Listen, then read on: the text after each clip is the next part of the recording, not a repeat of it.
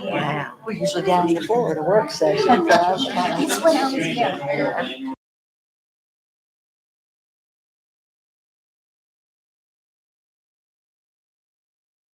everybody ready?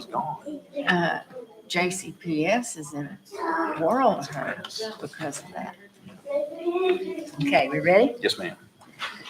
Time is now 5 o'clock, and good evening. I'd like to call the order of the meeting of our work session at August the 12th, 2025. Statement of board mission, I guess. I can take it. Go for it. One community, one heart, one mission. I don't have our collective commitments in front of me, and they're not in my binder. So we'll just leave it at that tonight. That says it all. That's the point. Yes. Welcome to our visitors. I think that they have mostly left. But if anybody wants to speak to us, fill out the paper over here and take it to Michelle. Review and adopt the agenda. Is there a motion to approve the August 12th, 2025 agenda as presented? Okay, Jason, do I have a second? Second. Pam, all in favor? Unanimous. Move on to citizens and delegations. There is no one. She would have brought it here. Michelle, we don't have anybody? No. Okay, let's move on to presentations, the tax planning presentation. Gwen. In her very first act as Chief Finance Officer, Ms. Gwen Schaus is with us. So just to remind the board, the last 3 years, we've taken our August work session and talked through really just informations to give you some time to process that. I know that you guys know one of the heaviest burdens as a board member is we have to do a tax hearing and pass a tax rate each year.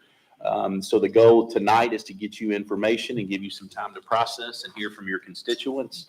And then our 26th regular board meeting, we will have a tax hearing just before that. So Ms. Schaus is ready and will knock this out of the park. Yeah, I am ready. The floor is yours, ma'am. Thank you very much. I appreciate that. I'll be honest with you, I'm pretty nervous. I've been with the district 23 years, but I've always been kind of behind the scenes. So this is taking me out of my comfort zone a bit, but I'm excited to be here. I'm grateful for the opportunity. So let's talk taxes. The Kentucky Department of Revenue certifies Spencer County's property assessments to the Kentucky Department of Education, and then KDE presents tax rate options to the school district for the current school year. The board then has 45 days to set those tax rates. So tonight we're going to give objective data. I'm going to present all options, giving information on what adjacent districts and regional districts do and what Spencer County has done in the past. The most common property tax rates are the 4% increase tax rate. Oh, back up one, Ms. Michelle. Typical tax rates are the 4% increase rate, the compensating rate, and there are others. The least common are the House Bill 940 Tier 1 and subsection 1 rates. The 4% increase rate is a rate that results in a 4% increase in revenue produced by the compensating rate. It does require a public hearing, but it is not subject to recall. The compensating tax rate is the rate that, when applied to the current year's property assessments, excluding new property, produces an amount of revenue equal to that received in the prior year. The tax rate likely will not remain the same, but the revenue should. The public hearing is not required and it's not subject to recall. The board also has other tax rate options. It can choose under certain conditions to levy a tax rate between the lowest and the highest tax rates available, or even in excess of the highest tax rate. Anticipated revenue with other rates is much more of an approximation since the state does not calculate revenue in those situations. The least common tax rates, such as the House Bill 940 Tier 1 tax rate, is the tax rate that's defined in the law that established the SEEK program. This rate is dependent on a mix of taxes that are levied by the district, including real estate, personal property, motor vehicle, and permissive taxes. It's the lowest tax rate that can be levied and still participate in the SEEK program. A public hearing is not required and it's not subject to recall. The subsection 1 tax rate is a rate that produces no more revenue than the prior year's maximum rate. The rate will often exceed the 4% tax rate increase. Therefore, it is subject to a hearing and to a recall. No matter what rate the board decides, you'll also want to consider the exoneration allowance. The exoneration allowance is intended to offset lost revenue from the prior year's exonerations, or those taxes that were removed from the tax roll. It allows the district to recover from the higher calculated required local effort because the exonerations were included in that equivalent rate that was used to calculate the prior year required local effort. For this reason, the exoneration allowance historically has been included in Spencer County Board's adopted tax rate, regardless of the type of rate that's levied. Types of real property. I think you've gone ahead, Ms. Michelle. Back one. Ahead or back? Did you go back one? Types of property. Taxes on the following types of property are collectively referred to as ad valorem taxes because it's based on an assessed value. Real property is all lands within the state and improvements thereon. Personal property is property other than real property. It can be classified as tangible, so it's movable property that's not affixed to real property, but it can be seen, felt, or touched. Intangible property are things such as stocks, mutual funds, bonds, and mortgages. There's also the Public Service Corporation property, which is a property of companies defined as being rail, gas, water, electric power, and pipeline companies. Motor vehicle property is any motorized mode of transportation upon the public highway. New property, in addition to residential property that increases the value by 50% or more, any addition to farm property and any addition to commercial property. Additions are netted against deletions, such as when a PVA decreases an assessment on property. So new property can actually be a negative figure. And this year we see that in the Public Service Corporation, it was a negative figure of about $3 million. I did call the Kentucky Department of Revenue to see why this was, and was told that they actually had some assessments that were not received before the tax rates were sent out. So it was just a delay in what they received. New construction is property that's been under construction, and it's added to the assessment totals when construction is 100% complete. Next slide. Some other definitions to consider. One is ag value. It's the taxable assessment of farm property when it's used strictly for agricultural purposes. Agricultural exemption is an exemption when 10 acres or more of contiguous land has some type of farming activity taking place on it. Fair cash value is the taxable assessment of any property, including farm property, when it's put to its highest and best use. Farmland parcels is when a farm is divided in lots less than 10 acres. The property is actually deleted from the farm assessment and added to a residential assessment. If the lots are 10 acres or more, they may continue to qualify for an ag value. Ms. Shouse, can you hold on 1 second? We lost your, Oh, yes. we're back up. Okay. All right. The required local effort in KRS 160.470 requires school districts to make a uniform tax effort equivalent to 30 cents per $100 of assessed property value, which can be a combination of property tax, utility tax, occupational tax, or an excise tax on income. And utility tax is a tax that must be collected by the state and is remitted to the district monthly. The tax is assessed on gross receipts derived from the furnishing of utility services and or cable services within a school district. This is not an ad valorem tax. Historical levies. The tax rates are all per $100 of assessed value. So the assessed value is divided by 100 and then multiplied by the rate. When we look at Spencer County over the past 10 years, the range for real estate rates is anywhere from 60 cents in 24 and 25 to 65.2 cents in 2018 or 2017, 2018. The property and utility taxes are around 40% of the general fund budget.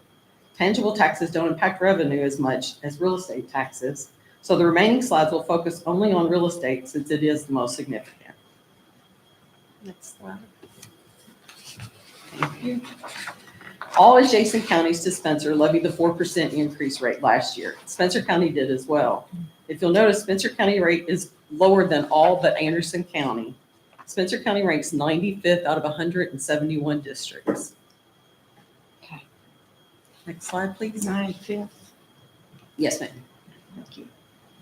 All 14 OVEC districts also levied the 4% increase last year. Spencer is lower than all the OVEC districts except Grant County. Spencer is still at 95 and Grant came in at 105 with a 57.6 cents.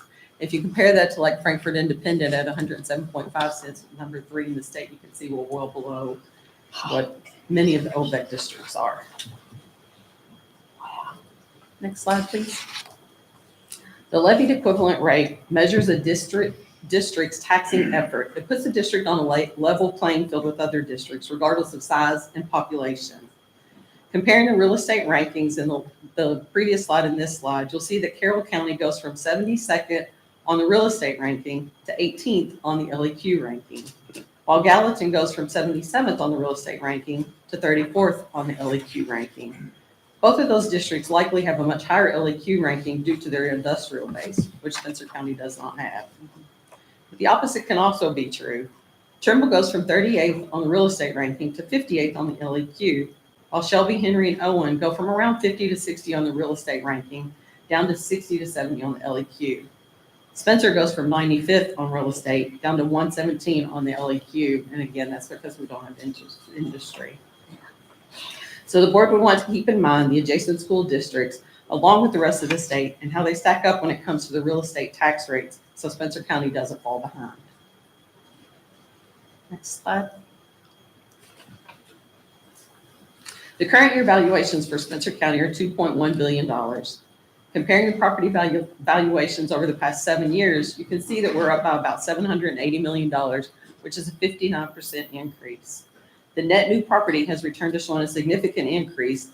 If you remember last year, it plummeted by about $63 million, which was some of the effects of the Shelby County issue. But this year, the net new property increased over 33 million, even after factoring in that $3 million shortfall from the Public Service Corporation. Next slide, please. Last year's levies were 59.8 cents for real estate and 59.8 tangible, plus a 0.2 exoneration. This year, the compensating rate would be 57.7, and the 4% would be 60.0. The 4% rate of 60 cents versus the prior year levied rate of 59.8 is an increase of about $4 to a taxpayer with a home that's assessed at $200,000 in both years. Of course, if an assessment has increased, the board has no control over that. That's strictly decided by the county. Next slide, please. Okay. That's $4 per year, per month, Per Yeah. year. per year, that's what Per I year. have. Yes, ma'am.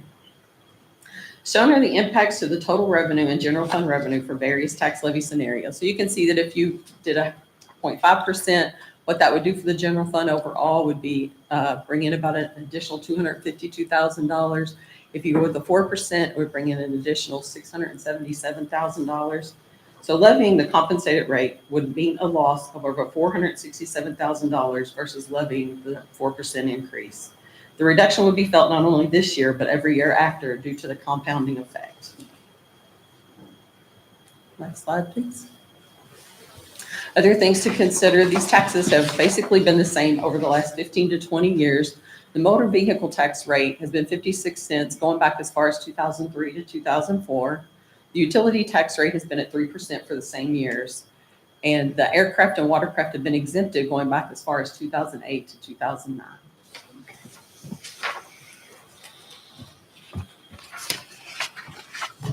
Any questions? Okay.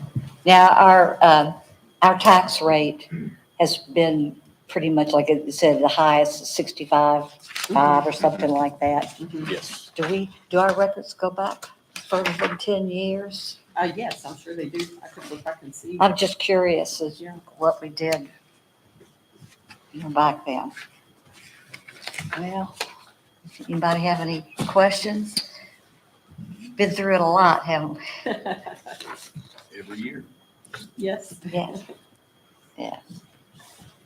You know, I don't really have any questions in regards to this specifically, but I'm interested in just a little bit of discussion on a nickel tax. And when would that be brought up or considered if that's something that we would do?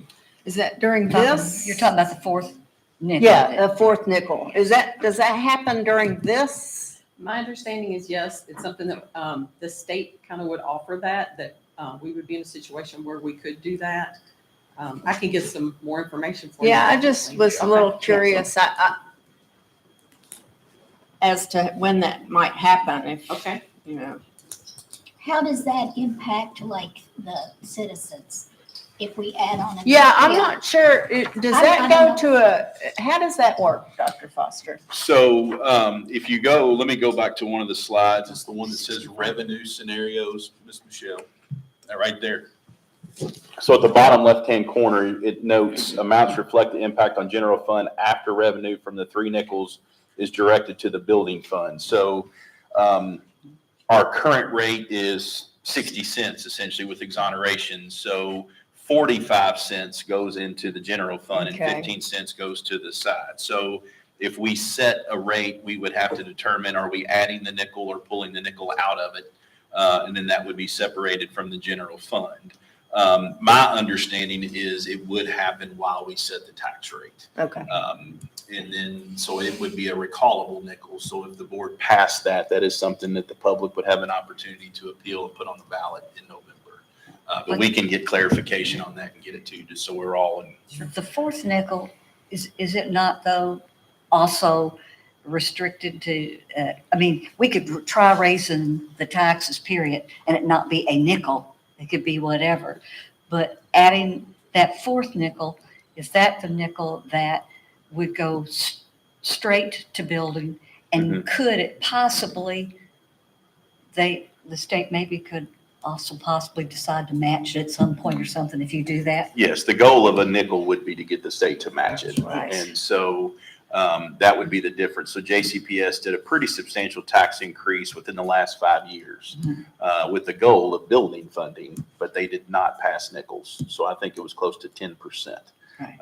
So obviously the benefit with the nickel is it is matched. So you're That's- essentially doubling the amount of money that goes in there, but it does go directly into a building fund. That's correct.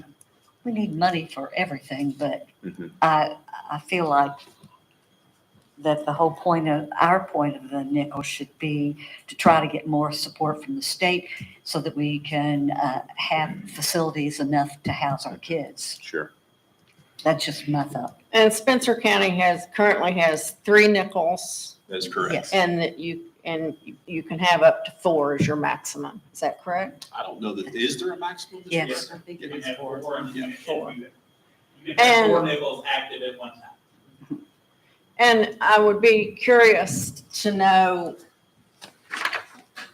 what other districts are, or do they have a nickel? Do they have 2 nickels, surrounding us?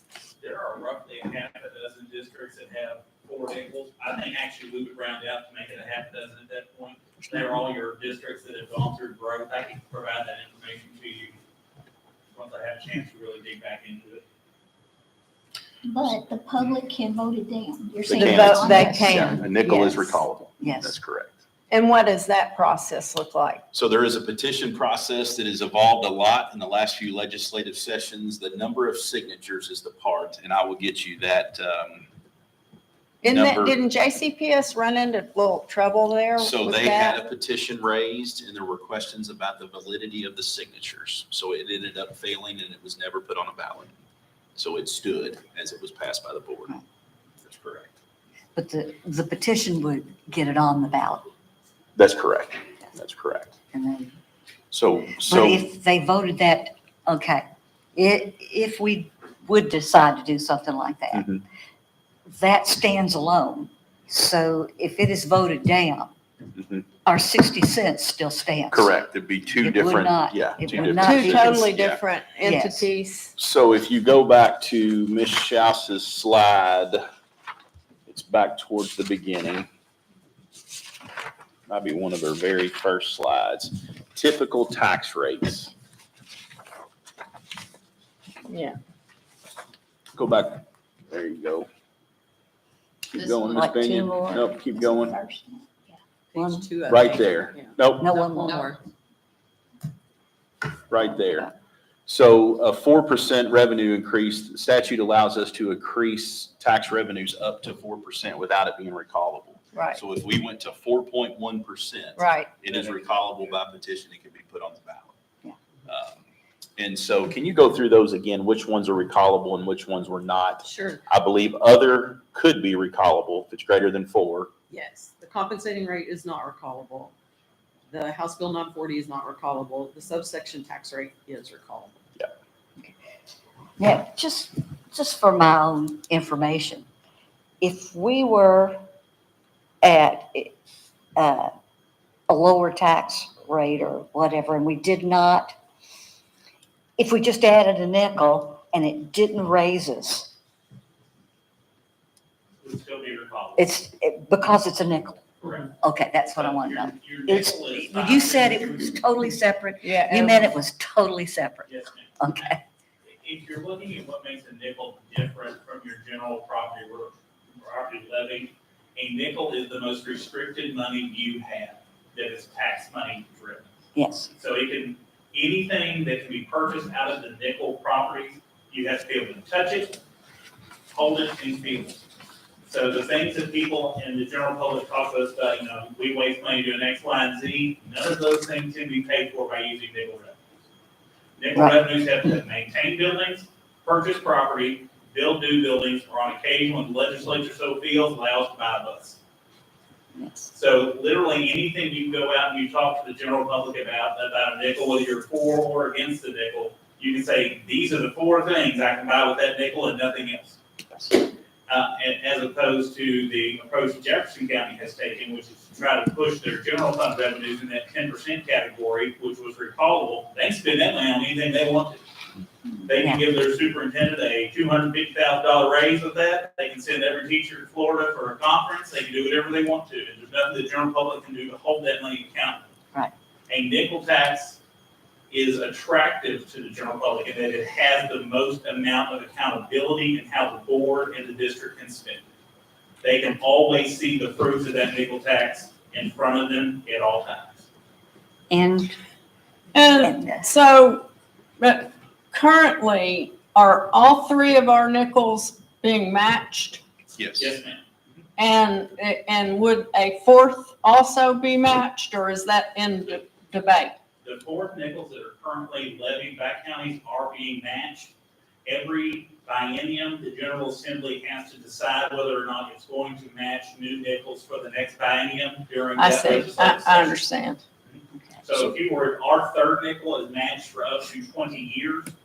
So right now, we're on about year 16 of that nickel, a little bit further down the road, maybe a little further than that. But we have about 12 more years of that nickel will be matched, and then it will not unless the General Assembly comes back and acts to match it again. I see. But then this, adding a nickel would make a substantial difference on the growth of our bonding potential. Yes, ma'am, that is correct. Once our Spencer County Elementary Middle School project is done, we're going to be left with roughly $20 million. A fourth nickel would double that immediately. Okay. That's that information. So how much per $100,000 then is a nickel gonna cost a homeowner? A nickel is a nickel per $100 assessed value. So, So We gotcha. just have to, I have to get my 4-function calculator. I have to tell you that, but for every $100 their house is worth, they give us a nickel.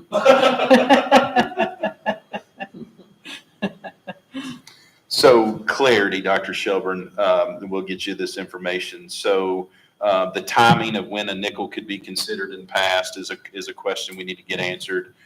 Information from surrounding counties and the recallable procedure. Yes, That that'd be, okay. yeah. We can get those answered. It's not $1,000 on a $200,000 house a year. Good discussion. Any other questions? I do have a question. Yep. Why do we still exempt like the boats and the? I don't know the I mean, history of even if that. you put, I don't either. Those are actions of the legislature. okay, We've had that discussion, it seems like before. okay. Yeah, all of your exemptions are set by legislative statute. And the last question I have is, so if we stay at 60, then that's going to give us roughly 677,000. Are we going to earmark that for construction, or does it just go in general fund? That would be That is general general fund. Yes, That's ma'am. general. So we're not at 60. We are at 58.8 with the 2 cents for exoneration. And that's the same as last year. That's what we were. Right. FY '25, that's what we were. Yes, exactly what we will. So, but this year to go 4% would be 60 plus exoneration. Yes. Oh, okay, so Yeah. we'll. So it could be like raise 60.1 or 60.2. Okay, I got it. Which again, a tenth of a cent is $4 on a $200,000 house for the year. So if it were two tenths, it could be $8 for a $200,000 house. Okay. So I'll also get some information on about the history and the statute for the exemptions. I was just wondering, Yeah. I mean, if we can't do anything, then it's always on there every year. Yeah. And it's just, we Yeah. can't do anything. It's- Understood. Why have it on? I'll be honest with you, for my first 2 years, it was because Mr. Murphy said so. For my first year, it was because But that's a good question. I'll also add formally in August, we need to make Ms. Schaus our treasurer. So we'll formally do that in our August regular meeting. All right, any other That's questions? it?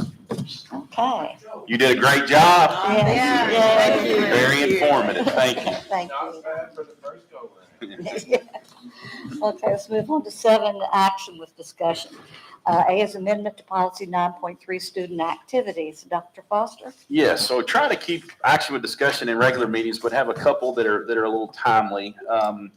One of the ones that have been dealing with a little more recently is our policy on student activities, who's eligible. If you guys remember last spring, we had a question about a student being in homeschool and wanting to participate in a musical theater production. Yeah. So our policy is very clear. However, there's a blurb in our policy that makes it muddy. So when you read policy 9.3 student activities, and I'm in the middle of the page, there's a couple of things that I'm actually going to read. Extracurricular activities shall include activities that involve students as representatives of their organization or school in local, state, or national events and competitions. Co-curricular activities shall include, but not limited to, athletics, clubs, organizations, drama, band, and chorus. Only students who are enrolled in and regularly attend the district schools may try out for or participate in school-sponsored inter and intra-scholastic sports and/or other extracurricular or co-curricular activities. In 2021, there was an exception paragraph added, and my concern it has become kind of impossible to monitor and implement this. And so for a couple things. One, since then, we have added a virtual program, and students in our virtual programs are eligible for extracurriculars, arts, all of that, which I'm proud of. I think that's a good thing for us. Secondly, since then, the KHSAA now monitors and oversees middle school athletics, which they did not in 2021. So in a nutshell, KHSAA says we cannot have homeschool or private school students involved in those athletics. And also there is still a legal and insurance concern having students that are not enrolled with us. So this is a policy I would recommend that we remove that exception policy. My understanding historically, it was a very narrowed group or individual. It was added. I don't believe it's utilized much. So it's in a nutshell, we have something in policy that's really not in practice. And I would like to correct that if you guys are comfortable. Other than that, the policy as written is very clear. I don't think there's many questions, but that exception does muddy the water. So this would just be a first reading. So all we would need to do is approve it as such. Any questions or comments first? I like clear. I don't like muddy. That's right. Kind. It's being clear. Yes, it is. Clear as pie. Okay, Dr. Foster, your recommendation? Yes, recommend approval of the first reading of revision to policy 9.3 student activities as presented. Do I have a motion as stated? As stated. Pam, do I have a second? Second. Lynn, all in favor? Unanimous? Okay, let's move on to B, approval procedure 8.23248. I forgot what the AP stood for, the procedures. Yes. Point 2 for policy, 8.2324, traceable communication. So generally speaking, I'm asking the board to consider a procedure for a policy that we approved on July 1st. So as you guys know, I had a pie chart of the time I've spent on Senate Bill 181 since June 27th of 2025. It would be very lopsided towards Senate Bill 181. But if you guys remember, this is the traceable communication law that took place or happened this spring. It took effect June 27th. When we passed our policy, we included wording for a parent waiver. On our policy, it is actually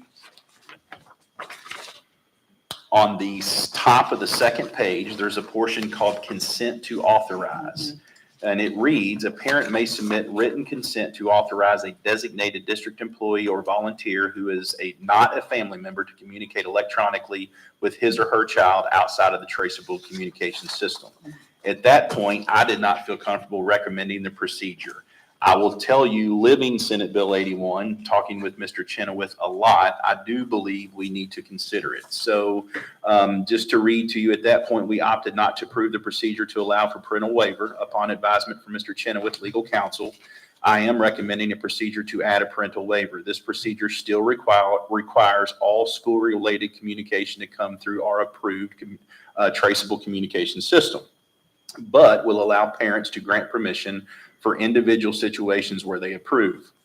Mr. Chenoweth did recommend adding the wording that any revocation of a waiver must be completed in writing. So if you look there on the second page of the cover sheet, some examples. So this is the one where some of the unintended consequences of Senate Bill 181 have kind of reared their ugly heads. So some examples: a student babysitting for a family of the parent,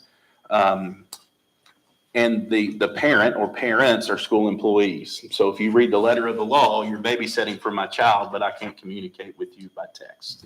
A student belongs to a church group and the leader of the group is a school employee. So those are some of the specific things. Also, cousins were not included in the language. So we have some very close families in our community. And so it's been difficult to look at those folks and really believe what I'm telling them to some degree. So if you looked at the proposed form, it is a pretty simple form. This would be maintained at the school. It lists the student, the name of the employee, and it also, the parent has to spell out the reason for the communication. And then the parent also notes whether they want to be included in the communication or not. And it also gives a spot for the expiration. So if they say, this only needs to be for the next couple of weeks, or if it's indefinite, that would be spelled out. So it's a simple form, and you'll also notice there in the second paragraph, we've added Mr. Chenoweth's recommendation: revocation of consent must occur in writing. So just calling the school or calling here, you would actually have to send in something in writing. I no longer wish for this employee to have access to my child. So just a couple of things to clarify. This does not replace any school or school-related communications. That still has to go through our traceable form. This would be one-offs where a parent can say, I trust this person and I'm giving this person permission to communicate with my child. So it's very specific. In talking to Mr. Chenoweth, that this is something that he feels comfortable with, that helped me, kind of talked me off the ledge a little bit. My concern in June and July when we passed this was we're taking something that's very black and white and we're adding an element of gray to it to some degree. But I will also tell you, we have some employees that are worried, and some employees where, they help other families, their children babysit. There's been some situations where I believe this will be a reasonable way to support them. So it's not a change to the policy. The policy allows it. So it's simply just adding a procedure to support the policy that only needs one reading, if you guys are comfortable with that. I know that some districts have made it online, but if it's online, should we require an actual signature? I would feel more comfortable at this point with a signature, Yes, an actual that's fine. form. Yeah, and it says on here somewhere, second paragraph, completed form for each designated district employee or volunteer shall be filed in the administrative office of the student's school prior to any outside communication happening. Okay. So the form's got to be there before it happens. Can the child bring this in? They can. Okay. Yeah, I think that's That would reasonable. help. Yes, ma'am. Would there be any pushback because an e-signature is valid for everything else? We can certainly look at an electronic form. I think this I mean, allows us if to you get it buy a house started. With it, then you can definitely. Yes, sir. This has got to be Yeah, something that it can be done. yes, sir. Well, the fact that it can come in with the child to school Helps as well. should help I mean, that. I Yeah. don't think we'll be inundated with it. There'll be a handful, but. Yeah. it But shouldn't yeah, be but you a should be massive ready amount. for it. Yeah. Yes. I think the thing that concerned me at first was, does the waiver just null and void traceable That's sort of what communication? yeah. And that's my it does thought. not. It's No. specific to a person and specific for a specific reason that has to be noted by the parent. Right. So it's not just an umbrella that removes a student or a family from traceable communication. It allows them to, for lack of a better term, use common sense. And, again, the babysitting thing, that was one until I heard and talked through that. I have a high school kid that I trust. They watch my child, but I can't communicate with them. We go to dinner and I can't talk to them. That's Yes. one of the things, one of many that have come up. But the three situations I gave have been very, very common around the district. And we expect it may change a little bit anyway. I think there's a pretty good probability of that. Yeah. Yeah. A lot of And you don't feel like it's gonna get overutilized? Tough to predict. I don't. I think as long as it's for these specific things, parents have to list it. I think once you get those, my guess is a handful in each building. I think there'll be some situations.